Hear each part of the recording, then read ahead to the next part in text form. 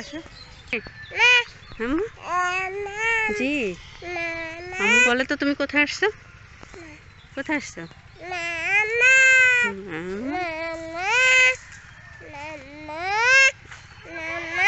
কি বলো? চিন্তার মতো করে জীবনটা গুছানো আসলে অনেক ডিফিকাল্ট। কারণ হচ্ছে আপনাকে অনেক বেশি চ্যালেঞ্জের মুখোমুখি হতে হয়। অনেক কিছু মানুষ আপনার জীবন থেকে চলে যাবে, আবার অনেকেই আপনার পাশে দাঁড়াবে। আপনি যাদেরকে চান বা যারা আপনার আশেপাশে আছে হয়তোবা অনেকেই আপনার সাথে সম্পর্ক থেকে দূরে যাবে, বন্ধুত্ব তো নষ্ট হবে। কারণ কারণ হচ্ছে যে আপনার যে চিন্তা তার চিন্তা হয়তোবা মিলবে না।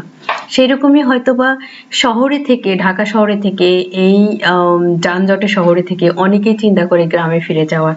অনেক মানুষের মধ্যে এই হাহাকার বা এই চিন্তা, এই ভালোবাসা অনেকের ভিতরে আছে। কিন্তু এখানে এই যে স্বপ্নের মতো চিন্তা করা, ঘরের ঘরে গিয়ে থাকা, প্রকৃতির মধ্যে থাকা, গাছের মধ্যে থাকা, মাটির ঘরে রান্না করা, এগুলো যতটা না বলতে সুন্দর শোনা যায়, যতটা না দেখতে সুন্দর শোনা যায়, বাস্তবতা অনেক বেশি কঠিন। কারণ বর্তমান সময়ে অনেক চ্যালেঞ্জের মুখোমুখি হতে হয়। আর অলরেডি যারা ১ যুগ ১০ বছর ১৫ বছর থেকে ঢাকা শহরে বা শহরে বসবাস করতেছে, তাদের জন্য জীবিকাটা খুঁজে বের করা গ্রামে গিয়ে হুট করে এটা অনেক বেশি কঠিন। তো সেরকম কঠিন অসম্ভবকে সম্ভব করছে আমাদের এক পরিচিত ভাইয়া। তো আমরা সেখানে গেছিলাম ঘুরতে, তার সেই কৃষি খামার দেখতে। ভাইয়া অনেক বছর যাবৎ এই কৃষি নিয়ে পড়াশোনা করা, গবেষণা করা এগুলো করে থাকেন। শেষ পর্যন্ত উনি ঢাকা ছেড়ে গ্রামেই চলে গেছেন।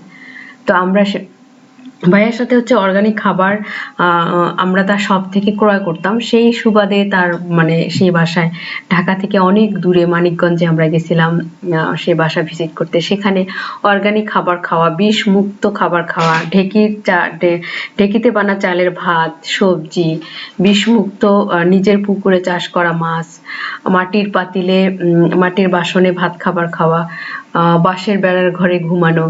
আমরা একদিন মনে হয় যে একদিন নিঃশ্বাস নিয়ে, প্রাণ ভরে নিঃশ্বাস নিয়ে আসছি আলহামদুলিল্লাহ।